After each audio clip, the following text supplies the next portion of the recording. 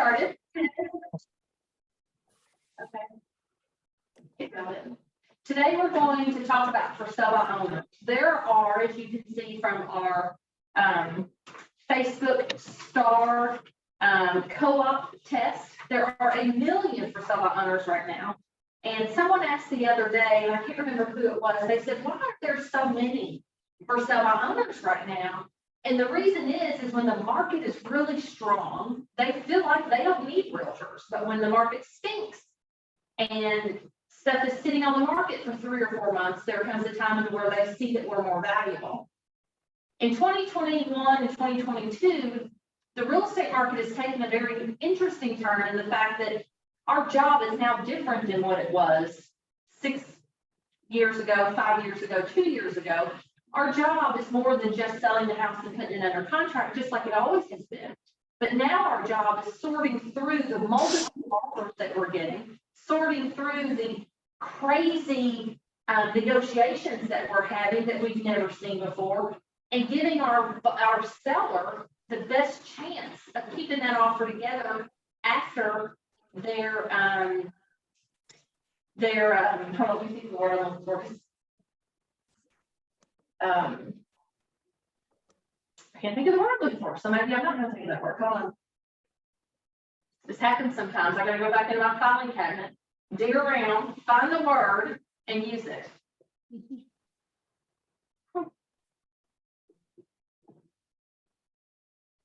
Okay, we're just going to move on because I can't remember what word I'm trying to use. That's what happens when you turn 42. I don't even know how old I am. But anyway, so the sellers in the beginning, right, when you come to a listing, they have a ton of leverage. That's the word I was looking for.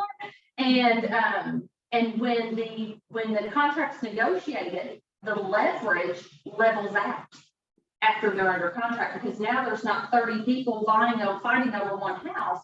It's a seller and a buyer, and now they're negotiating normal contract situations. So you got to make sure you put them in the right spot.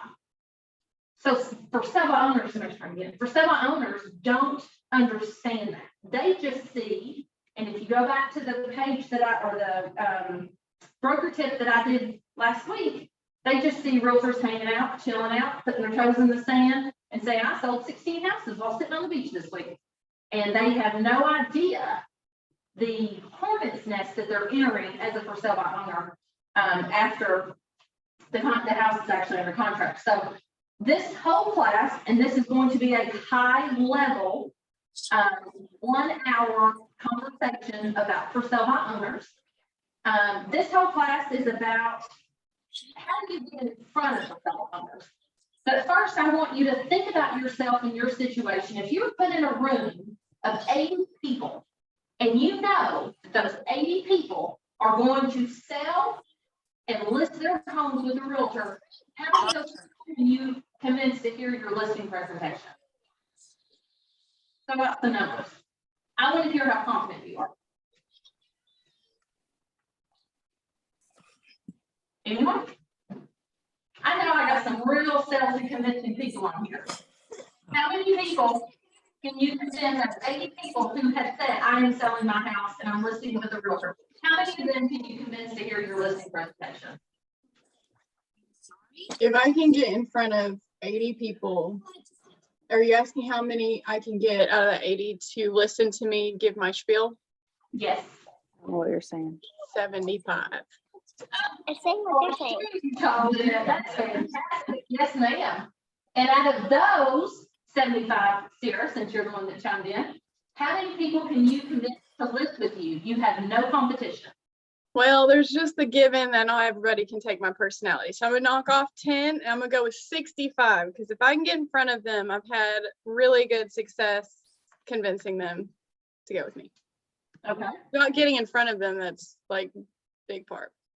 Gotcha. How many of your percentage of your listings do you sell? All of them? 95, 99? It's pretty high. I mean, recently, all of them. Mm-hmm. Back in the beginning, maybe 95. Awesome. Okay. So the truth is that you should never wake up and wonder who needs your services. because there are always sellers in the market. There are always people looking to sell for sale by owner. I'm going to skip over a couple of these things. So what is this course about? This course is a boot camp that teaches you a 5-step follow-up method, which is a complete and non-threatening approach to working for sale by owners. You learn how to proactively approach, follow up, and close for sale by owners in a way that adds value to all. We give you the plans, the scripts, and the follow-up materials. They're all provided here. And then the financial security of a proactive lead generator. So there's a lot of things that realtors do day to day, but lead generation is probably not your favorite. You think, well, not you, I'm going to say you as in like Joe Smo down the street, not you as in Remax Lake, because I know we're above the crowd, but calling those people, getting the no's, or calling those people and getting the maybe laters isn't necessarily the most fun part of our business. But if you look at this and you look at the financial security of a proactive lead generator, you can see that as you get better, your leads get bigger and your average commission, not your average commissions, but your total revenue based on this generation's lead generation source gets larger. So if you're consistent, let's just say you're consistent. We can be consistent at things, do things daily, do things weekly, set a schedule, be consistent. I'm sorry if I keep walking. You're okay. You call or talk. You've got 45 weeks in a year. So that means you're taking 7 weeks off. That sounds about right for a realtor. Just kidding. You meet or you talk to 2 for sale owners a week. That's it. 2. You get 90 new visits. Oh, that's a year. Ooh, that threw me for a minute. I was like, what? How did we get that? Remember, I can multiply by 3, but that's about it. You get 90 new visits a year. So you make 90 contacts with people in 1 year, doing it 2 a week. If you have a set rate of 15%, you'll have 14 total meetings. Out of those 14 meetings, if you only convert half of those to new listings, you will have 7. Hey, Christy, Yes.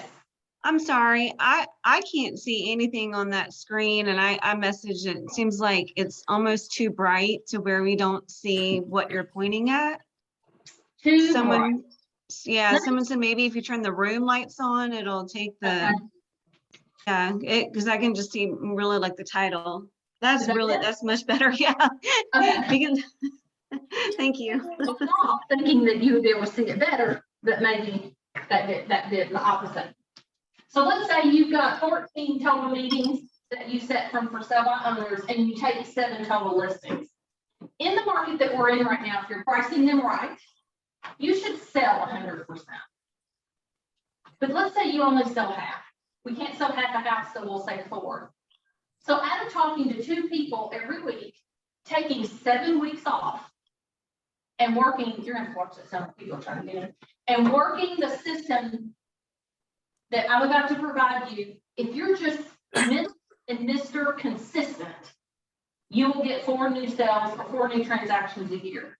The average commission in Kentucky-ish, I'm going to say is about 200,000, or the average sales about 200,000. If you make a commission of 3%, 4 times 3 is $12,000. So $12,000 extra to your bottom line. If you become good at it, meaning you're consistent enough to where you learn the scripts, you learn the conversations, you learn how to communicate, then you start to double and triple your output. Then when you become proficient, it gets better and better and better. So just like anything else, the more you work at it, the better you become at it, and the more profits you will earn from it. So we're going to give you a phone dialogue, a viewing dialogue, a closing dialogue, a follow-up dialogue. You've got to have this. You have to have your call list home base, your inventory sheets, your clipboard and pen, your measuring tape, your disclosures, or for several other follow-up factors, thank you notes. Oh, shoot. I'm going to fix that. Hold on.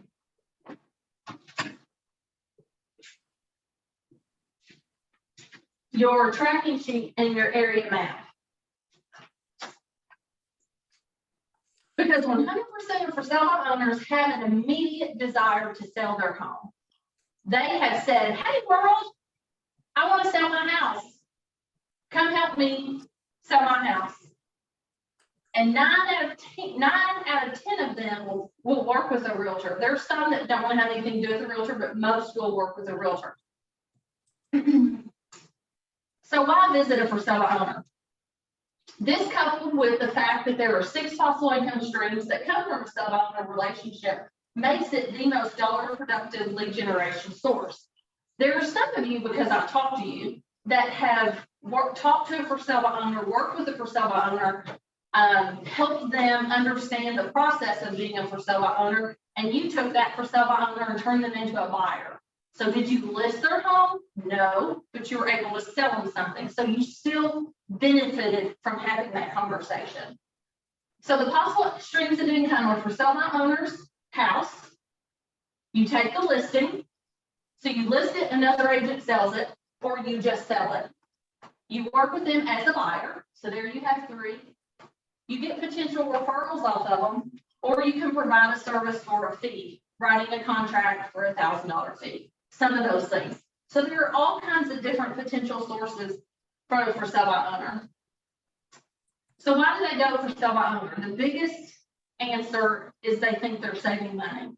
We have talked in our broker tips and in our classes and in our just networking and conversations that the average for sale by owner right now is selling themselves short on what they could actually get for their house. There are a lot of people who list their houses for sale by owner to a value in which they think is sufficient, but just listing with a realtor, you would gain more income because of the competitiveness of our market.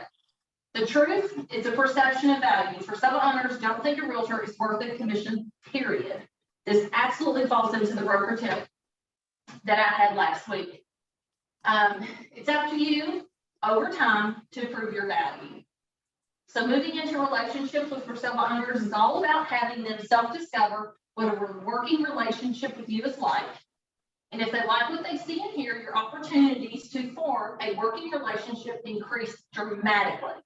The number one goal is to differentiate yourself from your competition. This means you have to look, act, and sound differently from the very, very beginning.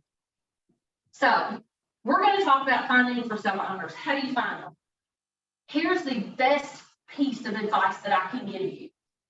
Find them on your daily routes. Don't go outside of where you drive daily.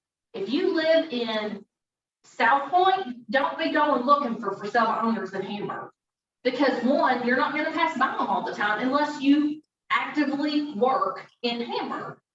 Make sure it's on your route. So for me, it would be leaving Lexington, going down Clay's Mill, going down Harrodsburg Road. I would look for sale by owners within how I get to and from the office, or if you take your kids to school, or if you go to the grocery store and you go through a neighborhood and get to the grocery store. So think about where you travel and stay in that pattern. So define your home base. Identify all the neighborhoods within a 2-mile radius of that home base.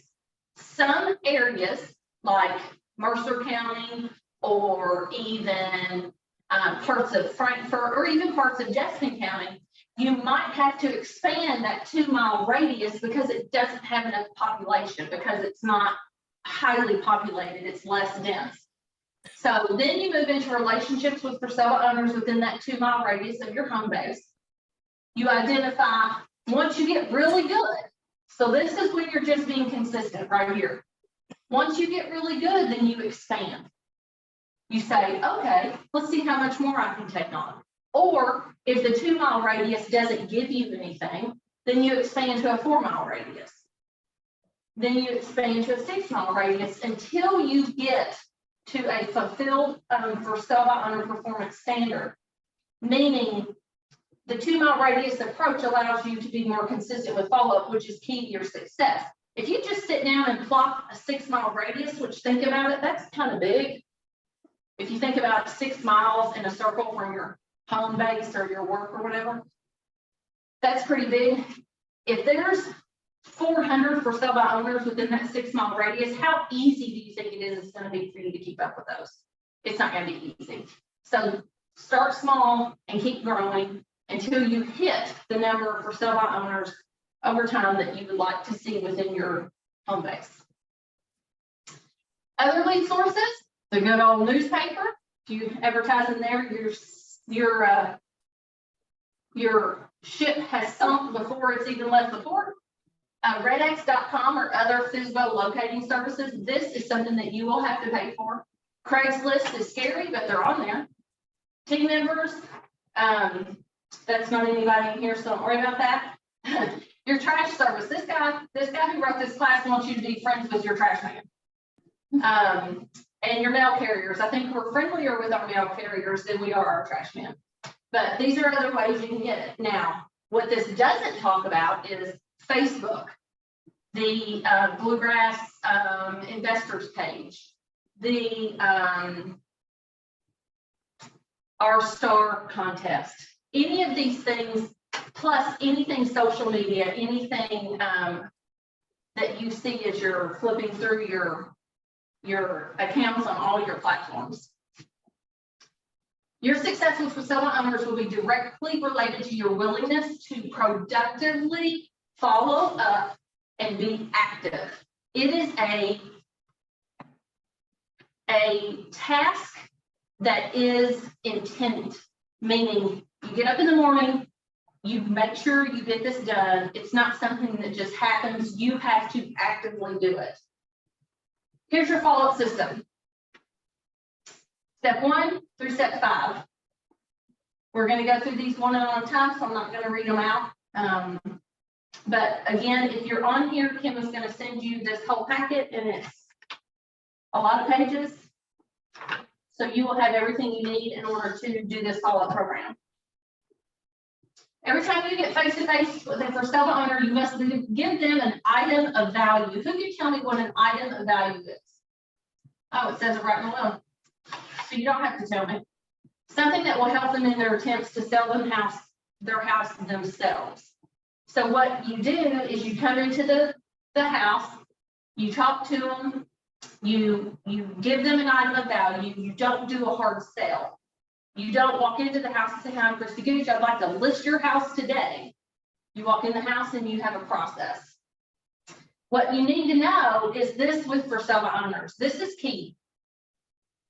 50% of your competition will quit after week 1. Another 75% will quit after week 2. 90 will quit after week 3, and 100% of your competition will quit after week 4.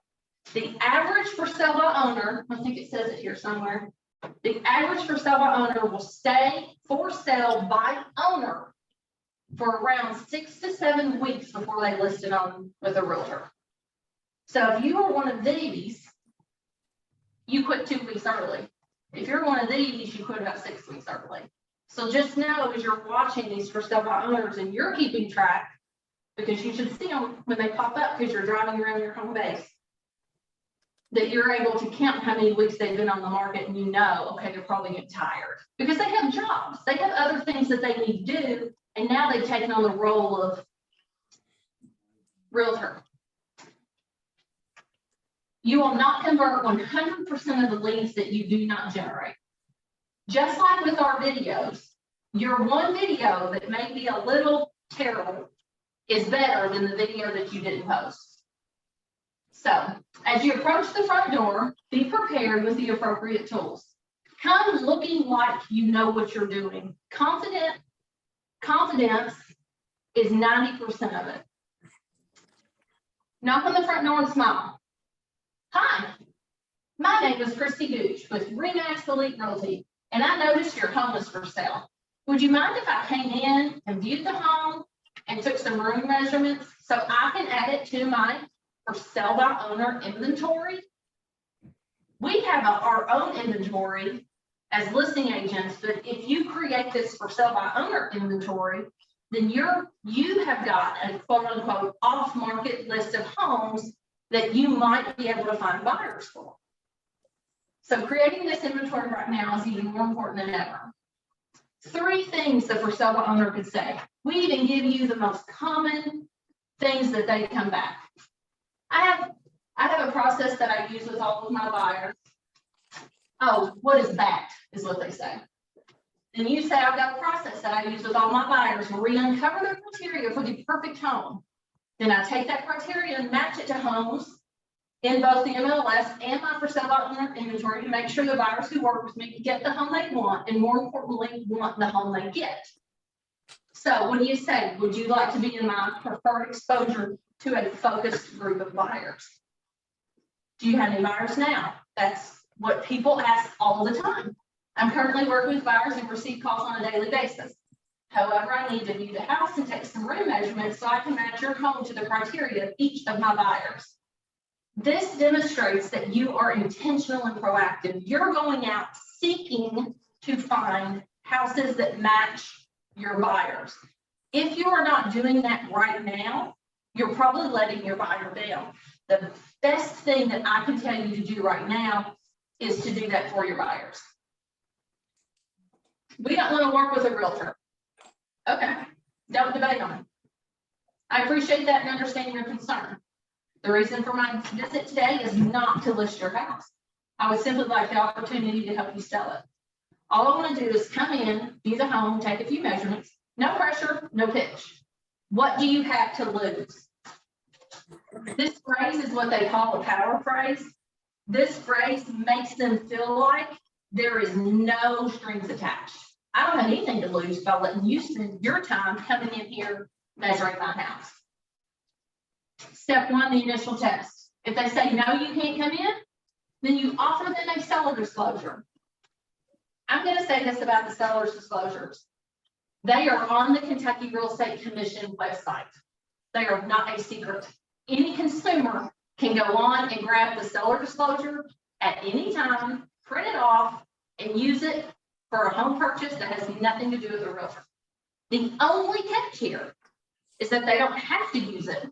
If a realtor is involved, the seller disclosure has to be used, ignored, filled out, whatever, but it's got to be a part of the transaction. So you get in the seller disclosure and you say, I wish you great success in the sale of your home. Here's my card. If there's ever anything I can do for you or anyone you know, don't hesitate to call. Believe it or not, your goal is actually accomplished because you got face to face with a for sale by owner. When you showed that house to Dana, the construction, What? I can. Do you remember if it was 1, 2, 3? Chantel, are you talking about? Oh, was I on? I'm sorry. It's okay. I just thought she was talking to us. No problem. So if you're calling, sometimes you can't get them face to face. But if you prefer to call, or if the for sale by owner reads by appointment only, then use the following dialogue. Hi, my name is Christy Gooch with Remax Elite, and I noticed your home was for sale. Would you mind if I made an appointment to come out and view the home so I can add it to my for sale by owner inventory? It is the exact same thing, except you're calling.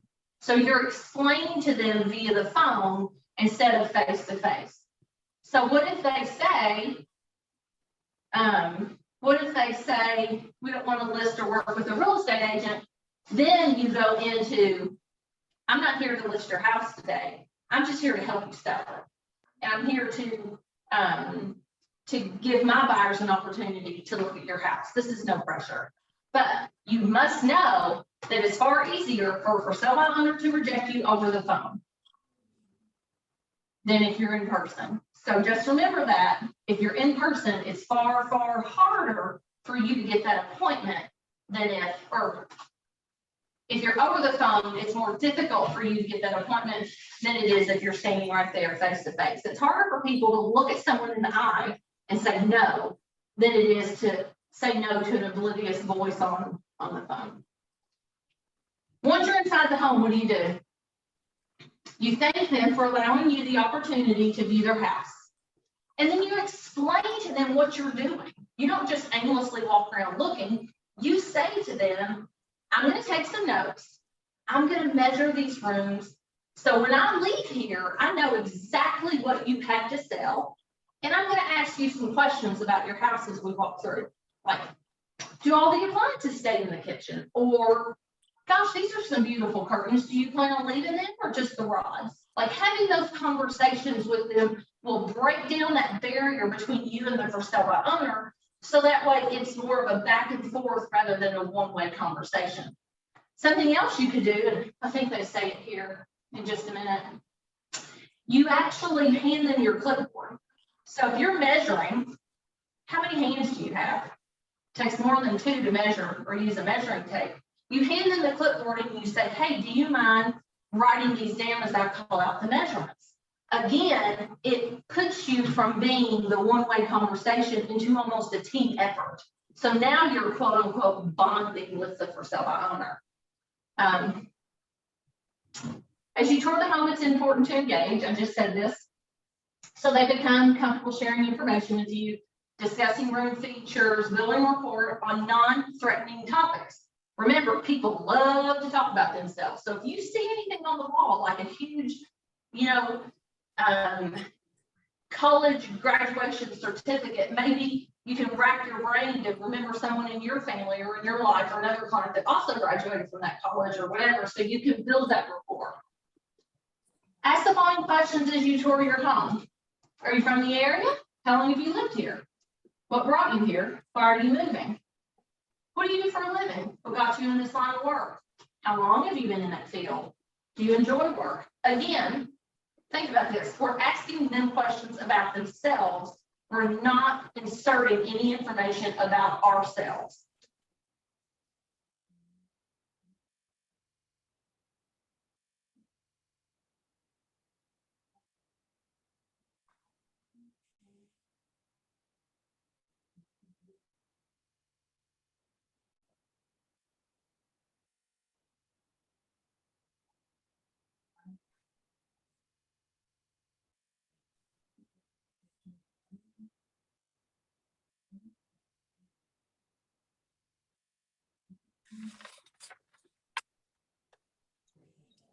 Did we freeze? I think so. I think so too. It went out, didn't it? Yeah.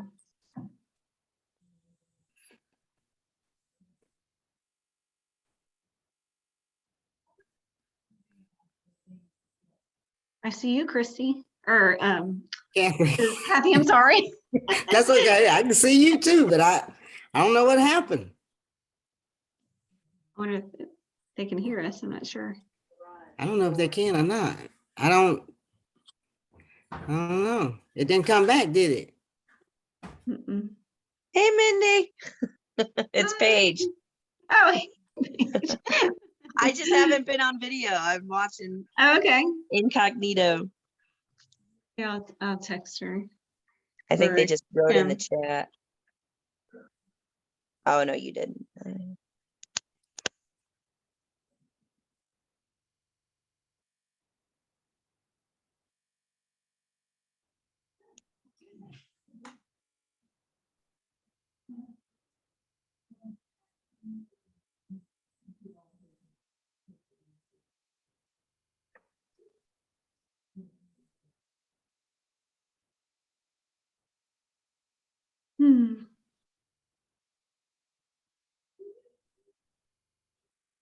Maybe call them. Just call them. They might just be going and not even realizing. I know. I Yeah. texted her.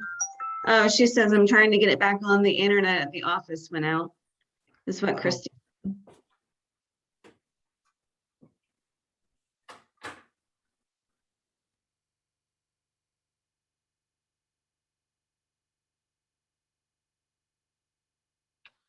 Have any of you all tried anything with FSBOs? I've not personally.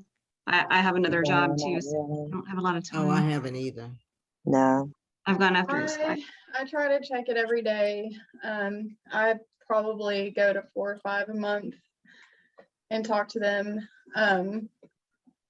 But still, like, a lot of the problem is not that they're priced too low, but they're priced too high. So, and they're not getting enough attention. But I've had some success, and then also realized that I need to be a little bit more aggressive with my listing price because I look at comps and I'm like, this is what it should sell for. But they Right. want to sell at 20,000 over. And the crazy part is that they Yep. are. So Yep. like I had a listing and we hit it off for sure. I thought it was in the bag, but I gave him a realistic number of what I think it should sell for. Because I deal with a lot of buyers. So I guess I've come from that kind of like mindset still.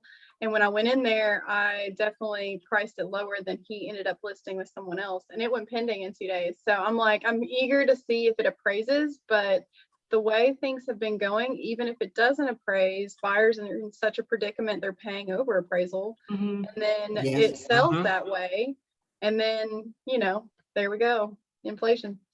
Yep. I've often wondered, I'm sorry, Kathy, go ahead. No, go ahead. I'm sorry. You know, for a FSBO, you know, when they get these offers, you know, that are a USDA loan or FHA, like, do they even know all the different aspects of what can go wrong? That was one thing I've often thought, well, if I go after FSBO, I would ask, you know, well, how would you know which, like, let's say you get 2 offers with different loan types, you know, do they know the nuances of the loans to even know which one might be a more solid offer?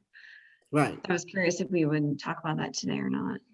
Inspections kind of my bread and butter too. Like I have contracting in my family and I get so many quotes. I'm like, I almost have it in my head now. Oh, that'll cost 2,500. Oh, that'll cost 500.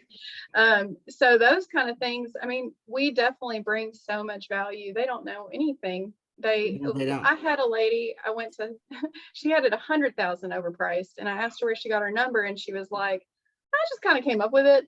And the house next to it was pending for 100,000 less. And it was like night and day on upgrades.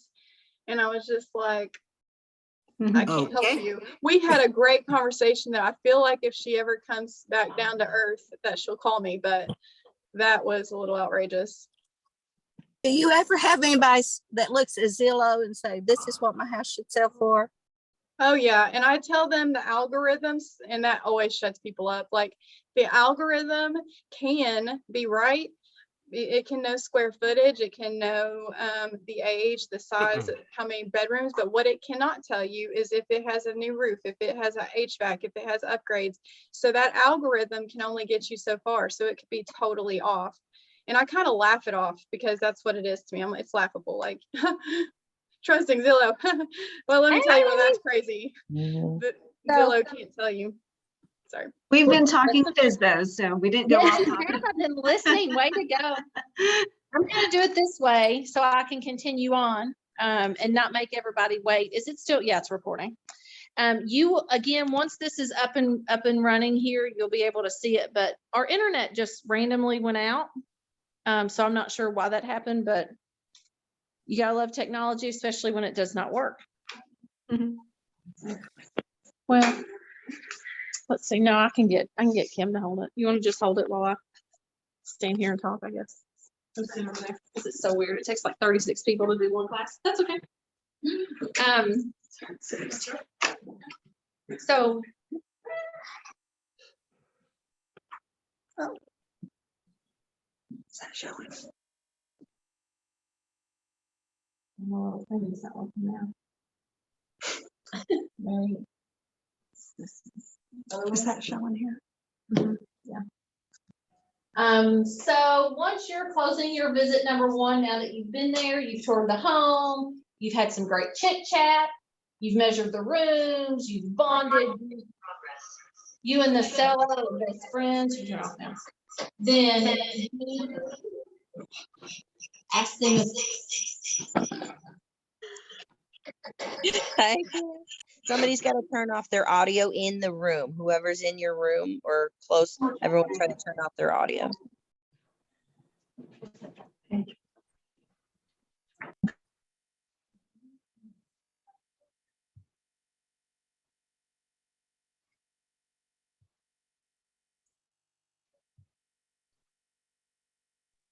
Somebody's got to have the volume on. Just one person. I was going to say, yeah, You're good. Okay.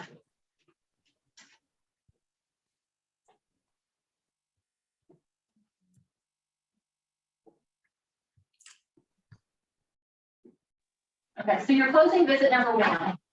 You are preparing them for your departure, and you ask them, have you ever prepared a seller disclosure?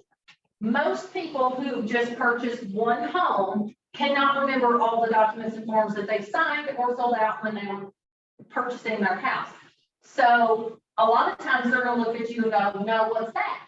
Here's your opportunity to offer them your item of value that you brought with you, and you hand them a copy of the for sale by owner, the seller disclosure. And sometimes they get offended, like they'll go, well, wait, the condition of my home is fine. What do you mean? I have to disclose the condition of my home. And you can reinforce that by saying, state law requires that each seller supply a potential buyer with a copy. This is a true statement.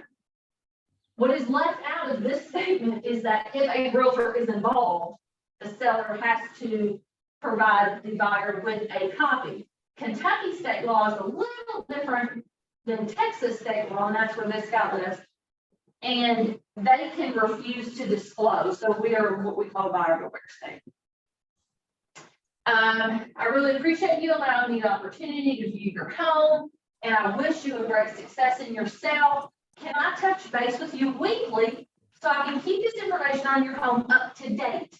You're not saying so I can harass you and ask you 50 times if you want me to list your house. It's so that you can keep the information on your home up to date. Would that be okay? Would you like me to make copies of this sheet and or the seller disclosure? Copies of this sheet is the sheet you just filled out measuring all the rooms. And or the seller disclosure, and drop them back to you tomorrow so you can give them to your potential buyers. Nothing you have done in this initial conversation with this for sale by owner is anything other than providing them a value, building rapport, and getting information inside or about the house that will allow you to then go through your buyer list to see if you have a buyer. Here's the inventory sheet. You'll get a copy of that in the packet. It's got all the information that you need. Gas, electric is G&E, separate shower, pool, fireplace, exterior, school district. All the information that you want on your for sale by owner. So the next one is visit number 2. On your next scheduled follow-up day, go back and hand deliver part 1 of the for sale by owner's guide, 100 ways to sell your home fast. Hi, I just happened to be in the neighborhood because this is my neighborhood. Just remember your home base. And I thought I would drop this off. I definitely think it can help you to sell your home. How did it go this week? Are there any changes to the information you gave me? Is there anything I can do to help you? If you ever need anything, please don't hesitate to call. You're still not asking them to let you list the house. You're just being a valuable tool for them there to use. A valuable tool for them to use if they need you. If they're not at home, put the bulk material in an envelope and place it at the front door. Please do not take anything to the front door. This is the biggest realtor faux pas in the history of all realtor faux pas. Just imagine the seller coming home. It's 8 or 9 o'clock at night. They're tired. They've worked. They've carted kids all over the country. They're exhausted. And they go to pull your taped present off the door, and the tape rips and the tape stays and the envelope comes with it or doesn't come with it. Now they've got to go scrape the tape off the glass. That would just, I can feel my blood pressure boil just thinking about it.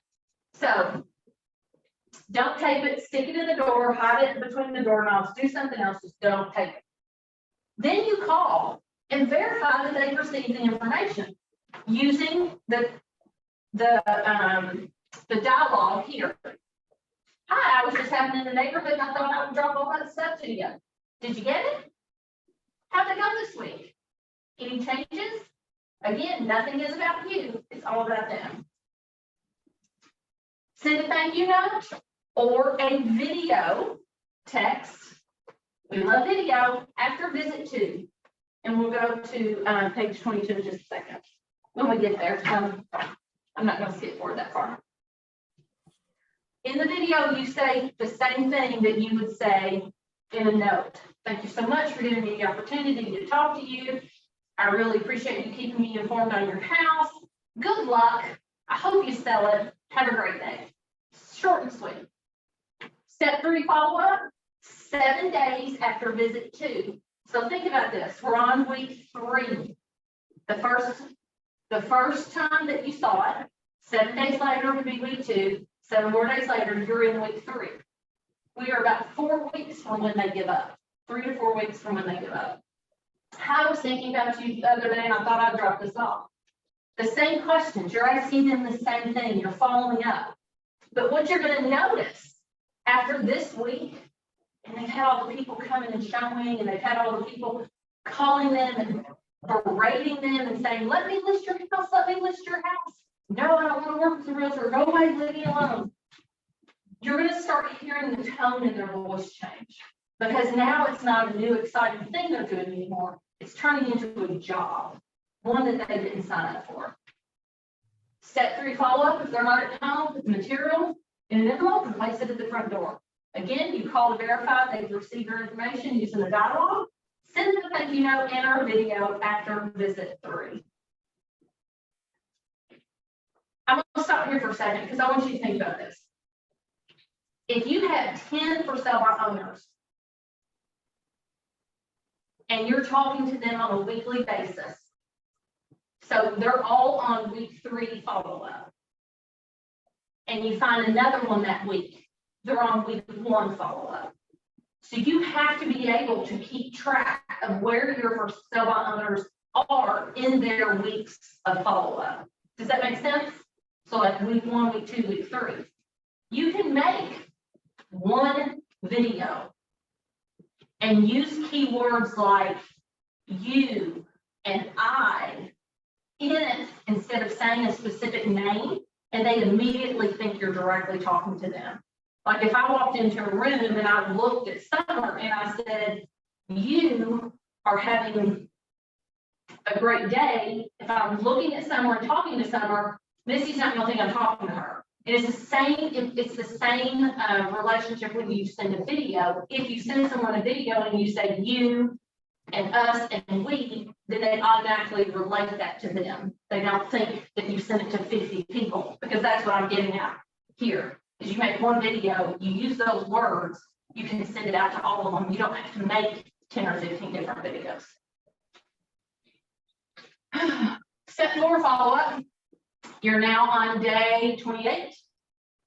Step 4, after visit 3, you go back and hand deliver part 3 of the For Sale by Owner Guided Checklist and prepare for moving day. What does prepare for moving day do to them if they're not under contract? Irritate them. Because at this point, you think that they should already be 2 weeks into a negotiated sale. Hi, since you're getting closer to selling your home, I thought this would be valuable to you.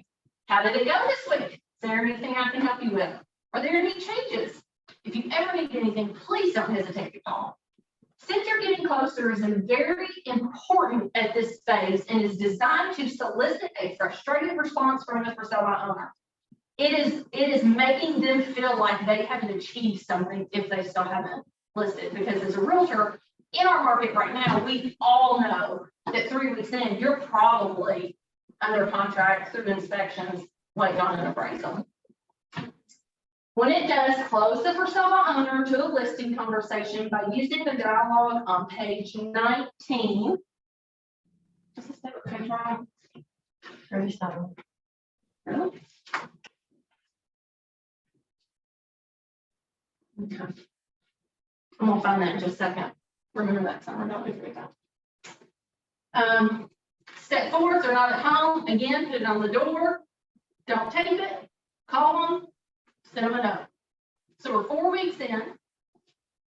Step 5, follow-up calls. So now you don't go to their house. You just give them a ring. You've built a rapport. They're used to you coming around. They're used to you talking to them. They're used to you being friendly. And you say, hey, this is Christy Gooch with Remax and Leak, and I am just touching base with you. How did it go? You let them complain a little, because that's what they're going to be doing.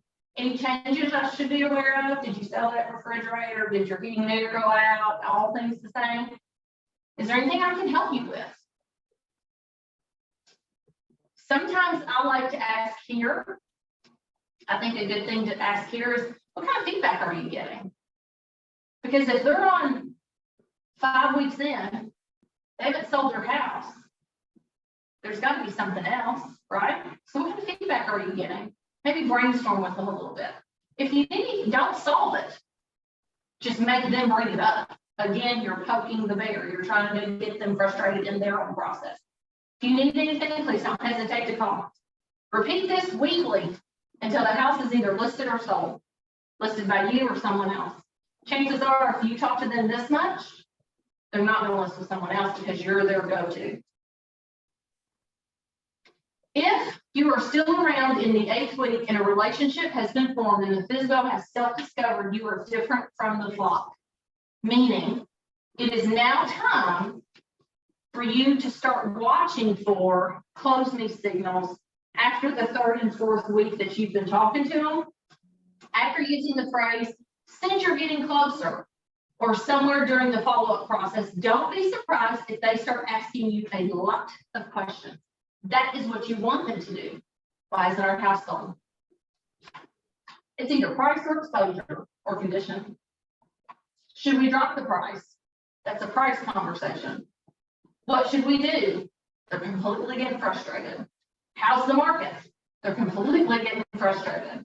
Really, what they may be saying is, please close me. Please offer to sell my house. Please give me a solution here.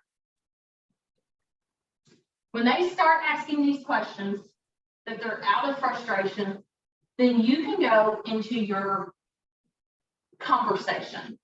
It sounds to me like it may be time for us to get together to discuss exactly what you need in the sale of your home and see if we can create a win-win working relationship. I did that a couple weeks ago, win-win. Wouldn't you agree? They can say no, or they can say, well, if you can get what you need in the sale of your home by forming a working relationship with me, why wouldn't you consider it? Now, remember, this isn't cold. You're kind of friends now. You've been in their house. You've seen the stuff hanging on the walls. You've talked to them. You've given them seller disclosures. You've given them checklists. If at the end of our conversation you feel like you're going to lose by partnering with me, simply say, not at this time. Worst case scenario is you will be more informed about the options you have in the sale of your home. And besides that, you never say no until you know what you're saying no to. There may be opportunities available that you never knew existed. Here you go. I mean, really, what do you have to lose? Nothing. Just a little bit of time. Don't be surprised if at some point the sub owner says, why are you doing all this? What's in this for you? I do this because I believe in win-win relationships. If you give things a value that helps sell your home, that's a definite win for you. Wouldn't you agree? Sure. Well, if you haven't run across someone who wants to sell a home who doesn't want to go for sell by owner, you may think of me. And if you do, that's a win for me. You see, sometimes there's just value in knowing people. None of this is a hard sell, guys. None of this is hard to say because you're not selling anything. You're not forcing yourself on. For sell by owner thank you notes. So when they sell on their own, we don't go, crap, that didn't work. We said, oh no, congratulations. I'm so excited for you. You should feel proud of this great accomplishment. Although we didn't develop a business relationship, I enjoyed our visits, as well as our conversations. If I could ever be of service to you or anyone you know, please feel free to contact me. Congratulations again, and best of luck with your move. Not even, if you hadn't gotten to the preparing to move week, throw that in there. Again, you're providing value. Because just because it goes under contract, we all know that doesn't mean it's going to close. And then they'll really be angry. Here's some more thank you notes you can give after the initial visit. FSBO visit 3, FSBO visit 4, comprehensive questions and advanced dialogue. This is all the dialogue that I was telling you about. Accountability related questions, exposure. Back here, when he was talking about the frustration that they get into. And he labeled it price exposure, price, frustration, frustration. That's these price related questions. If they say, why isn't my house sold? Then you go, well, how did you arrive at your list price? Did you consider pricing benchmarks and trends that exist in the area? Did you consider the consequences of pricing high before you chose your price? Some statistics here would be nice, market statistics that I can't give you because they change all the time. Do you think this kind of information would be of value? And again, if you jump to 24 for the closing dialogue, opportunity, what are you doing after you sell this home? That could be a question that you ask when you're in there measuring the house. Have you prepared the seller's disclosure? Are you willing to pay if I bring a buyer? This cannot be on the first meeting in Kentucky. This has to be after the first initial meeting, especially because we don't know if they're on the no-call list, and that whole national no-call list is such a shamble that it's hard to find. So you just divert to never asking about commission on the first call. If you're in person, you can ask, but not on the phone. You must indicate you possess value beyond the typical agent. Using the closing directly after the comprehensive pricing questions, which were here. Are you aware that supply and demand in the neighborhood, specifically the number of months of inventory that are available on a home like yours? This was a great question 2 years ago. I think at this point we're at a negative supply and demand, meaning you're hiding yourself from the majority of the market because more than 90% of buyers contact a realtor.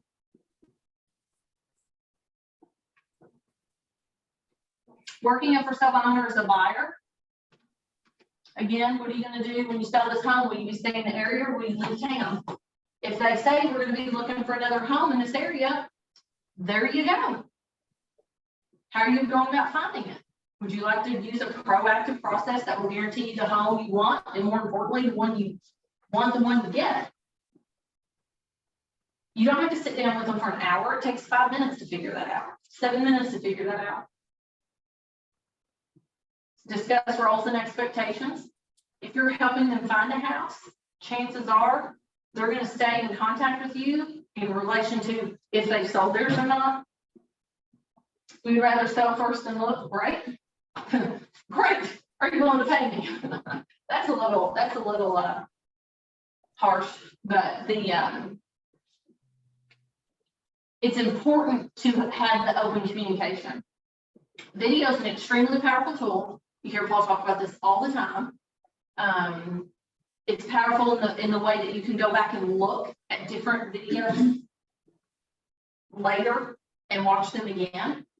So for example, last week when I did the one about how to market yourself to your sphere of influence and not doing the toes in the sand and things like that, I had a couple agents send me my video back to me and say, as I read or listened to this one popped up, and then this one popped up, and I went into a complete rabbit hole of listening to 4 or 5 of your videos in a row. So video is always important, and it creates relatability with your audience. Establish credibility as a subject matter expert. It lets you know it gives them the display of your character, your expertise, and your knowledge. Strengthens relationships and builds new ones. Video is very, very important. The average video is outperforming the average non-video message. So sending them a text message, I think the statistics are like 98% of all text messages are seen. So it's seen, but it's not responded to. A lot of times when someone sends you a video, you want to click it just to see, is this a mistake? Am I going to see them do something silly? No, I'm kidding. Video script example, if you're doing a video, hey there, I recently came across your home for sale and I'm curious if you'd be interested in a more effective and proactive way to sell your house. This is a hook, an attention grabber, and a spark curiosity. When you're doing the video, here's my tip to you. Be more animated than you are in person. Sometimes the excitement in your speech doesn't resonate on your face. So, hi there, I recently came across your home for sale, and I'm curious if you'd be interested in a more effective and proactive way to sell your home. When normally I'd be like, hey, how's it going? Two totally different people. My name is Christy Gooch with Remax Link, and I specialize in getting homeowners the most value out of their home. I would love to spend some time discussing some strategies for getting your home sold and gain an understanding of exactly what you need in a successful transaction. Feel free to reach out to me on this email anytime or with any questions you may have, and if it's okay with you, I'd like to reach back out to you in a few days to check in. I hope to see you soon and have a fantastic day. Super simple. Wordy. You can cut some of that out. Make it your own language. You don't have to regurgitate everything he says. Here's another first sell by owner. I've got a buyer. It's a great video for I've got a buyer. Do you have a representation? Do you have representation on your next home? Opportunity related questions. Real estate fee, are you willing to pay me a commission if I bring you a buyer? Most for sale by owners put it in their initial, like their initial blog or whatever about their house. Marketing remarks at the very bottom, and it'll say realtors welcome, or realtors stay away, or I'll pay 3%, or whatever they say. FSBO tracking sheet. This is the best way for you to measure what you get done. Just like standing on a scale and looking at the number measures what you've eaten in a week. Or if you're like me, mine's been broken for probably a month now. And I went to the doctor because I decided to fall in a water meter hole. And when they weighed me, I looked at her and I was in shock. It's like, you're lying. I got off, took my shoes off, put my purse down, took my jacket off, stripped down to my skivvies, got back on and said, that's what I'm supposed to weigh. I did not like the number she gave me. So anything you track, you can control. So on Monday, your attempts, your visits, your sets, your meetings, your listings. Biggest learning lesson of the week, reflect. Door knock or phone call. This is the definition of an attempt. You knock on the door or you make a phone call. An attempt is not putting something in the mail, email them something, or scouring them on the internet. A direct attempt to make connection. Visit is face-to-face. It's not a phone call. You didn't visit them if you didn't see them. Set a specific date and time established for a listing. A meeting is a face-to-face listing conversation. And a listing is signed and executed agreement, not an empty promise. So when you're filling out these, that's how you define what those are. Like I said, this was going to be a very high level conversation about for sale by owners and what to do. This is a different approach than what most people have when they're dealing with for sale by owners. They come in and they're like, all right, I'm gonna sell your house. Let me list it. It doesn't work. The pressure doesn't work. So based on this conversation, who's going to try to do some for sale by owners now? I see 3 in the room. A lot of you are, I can't see your face on Zoom, but does anyone have any questions? Yes. Faster, should we like do the weeks quicker? If that makes sense. A lot of for sale by owners stay on the market longer than an average listing. So if an average listing is staying on the market about a week, so people can get in and see it or whatever, then chances are they'll stay on for a few weeks. The one that Kaylee bought, it had been on. It had been on for some time, she said. I think it was like 2 or 3 weeks that had been on already. Should we take the 5 weeks and minimize it to 3 weeks? If you want to, you can do that. This is I have a just question. Yes, ma'am. When you were talking about when you first talk to the for sale by owner and you ask them, or you say you want to come in and do measurements. Yes. I'm so bad with numbers. Question, are you talking about measuring that whole house right then and there? Or are you saying you measuring for like furniture, or what kind of measuring are we talking about? Like Measure like room size. A lot of what individual room size, like bedroom sizes. In a lot of MLSs, it's actually interesting that not at LBAR, but in a lot of MLSs, the room sizes are on the MLS. It's So it super gives- useful information, really. Yeah, so it gives the Okay. buyer an idea of what kind of size rooms they're getting into. So room sizes are important, but really you want accurate information. But the real reason for you to be in there is to build rapport. Right. Yeah. Get in there on the slide. Yeah, I was just trying to figure out, because I was like, if I do try to do the square footage, but it's like I have to take my measurements back and I have to get my calculator out and I need like silence because it's like that difficult for me. So I was like, if you're wanting me to do that in front of them, it will not be good. No, Okay, just okay. room sizes. Got it. Anyone else? So, oh, sorry. Yes, ma'am. All right, so you said on the first contact with them, we cannot ask them to pay our commission. But I know a lot of people say, are you willing to cooperate with agent? Is that not the same as asking about commission? No, that's two totally different questions. Because Okay. cooperating with an agent does not guarantee that they're going to pay you. That is true. Okay. How many Christiana- times until you can bring up commission? What if they bring it up? When you're face to face, you can bring it up with the first time, but if you make a phone call, it has to be on the second phone call. Okay. Unless if they bring it up, then obviously we could talk about it, right? Yep. Christy, I had a question about, we were talking about this when the internet went down, but for me, from a, let's say FSBO does get offers on their own. And one of the things that I was, thinking could be a good way to say, hey, maybe I do need a realtor is, if they get offers with different loan types, to ask them, how would you know which loan type is a little bit more secure or more, just like appraisals and inspections, a VA loan versus conventional.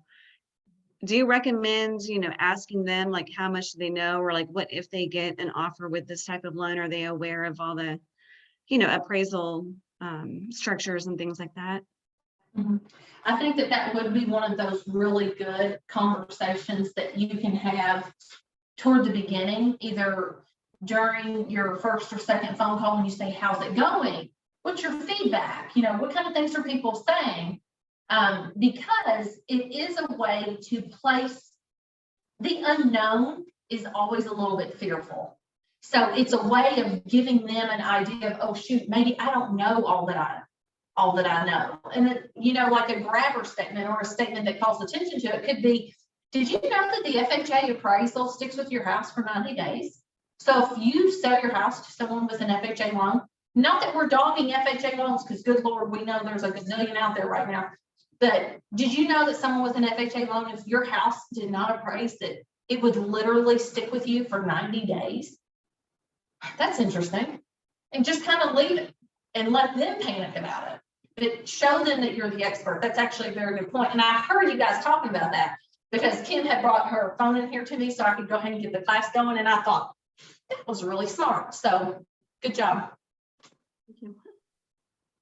Because I had, when I became a realtor, that was one thing that surprised me is like, oh, there's lots of, learn about these loans that I don't think, the first sale by owner would necessarily know unless they did their homework. And a lot of realtors, believe it or not, don't actually know. By page. Anyone else?